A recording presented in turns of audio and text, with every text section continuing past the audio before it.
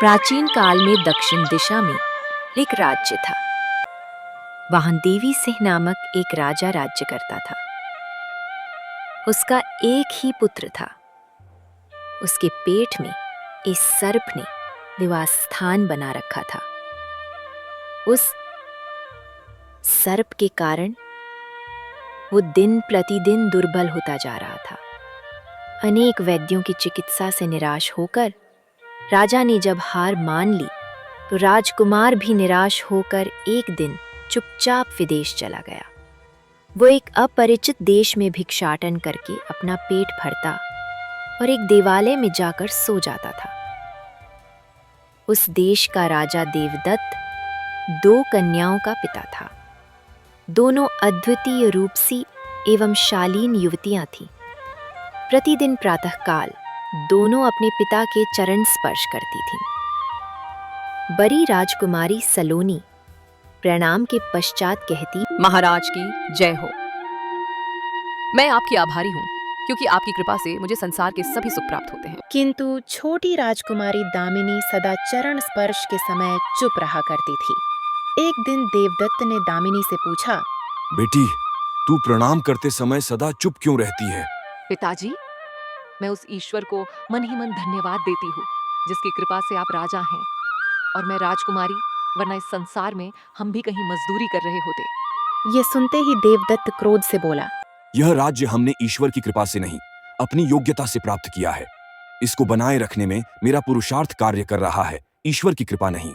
पिताजी, पुरुषार्थ भी भाग्य के प्रभाव से ही फल देता है और भाग्य का निर्धारण मनुष्य के अच्छे बुरे कर्मों के द्वारा होता है।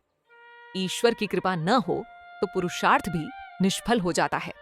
अच्छी बात है, इसकी भी परीक्षा हो जाएगी।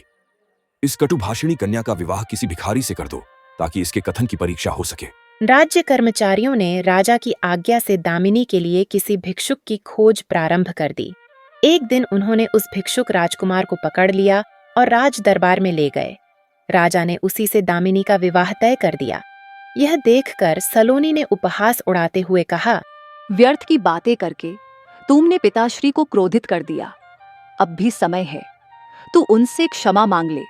क्या तुझे इतना भी पता नहीं कि किसी शक्तिशाली या अपने किसी गुरुजन की भावनाओं को चोट पहुंचाना उचित नहीं है? किसी से डरकर या घबराकर जो व्यक्ति सत्य का दामन छोड़ देते हैं, उनसे ईश्वर भी विमुख हो जाते हैं।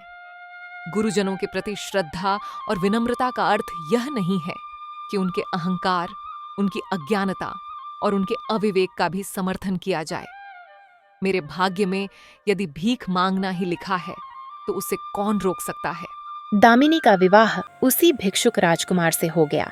राजा ने उसे 2-4 सेवक एवं कुछ धन दे दिया। राजकुमारी दामिनी प्रसन्नता से अपने पति के साथ दूसरे राज्य की ओर चल पड़ी। मार्ग में एक जलाशय था। उसके तट पर विशाल वटवृक्ष था। राजकुमारी ने पति को वहीं विश्राम करने के लिए कहा और भृत्यों को भोजन बनाने का निर्देश दिया। इसके पश्चात वह स्नान करने चली गई। दामिनी जब स्नान करके वापस आई तो उसने देखा कि उसका पति एकांत में सोया हुआ है। राजकुमार के मुख से एक सर्प अपना फन बाहर निकाले ताजी हवा का आनंद ले रहा था। समीप ही एक बिल से भी एक भयानक सर्प फन बाहर निकाले घूम रहा था। दोनों क्रोधित भाव से एक दूसरे को देखते हुए बहस कर रहे थे। बिल वाले सर्प ने कहा, अरे दुष्ट, तू इस राजकुमार का जीवन क्यों नष्ट कर रहा है? तूने भी तो अपने बिल के अंदर के विशाल खजाने को दूषित कर रखा है। तुझे तो मैंने कुछ नहीं कहा। मुझे तो महाराज भोज को अपने पूर्वजों द्वारा दिया गया वचन निभाना है। इस खजाने की रक्षा करना मेरा कर्तव्य है, लेकिन तेरा रहस्य कोई नहीं जानता। जिस दिन किसी को झात हो गया कि पुरानी कांजी और राई का काढ़ा बनाकर इस राजकुमार को गर्म गर्म पिलाने से तू मर जाएगा, उसी दिन तेरी दुष्टता भी समाप्त हो जाएगी। तू भी तो इसी कारण जीवित है मूर्ख, कि तेरा रहस्य कोई नहीं जानता कि यदि कोई व्यक्ति तेरे बिल में मात्र 2 वॉल्टी गर्म खौलता हुआ पानी डाल दे तो तू मर जाएगा और खजाना भी उसका हो जाएगा।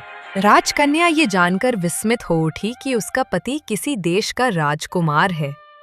उसने एक भृत्य को भेजकर गांव से पुरानी कांजी और राई मंगवाई।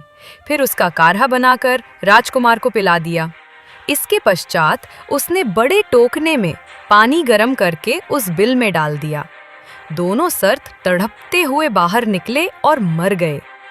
राजकुमारी ने वह स्थान खुदवाया तो वहां बहुत सारा स्वर्ण और जवाहरात निकला, जिससे दोनों सुख और शांति से जीवन व्यापन करने लगे।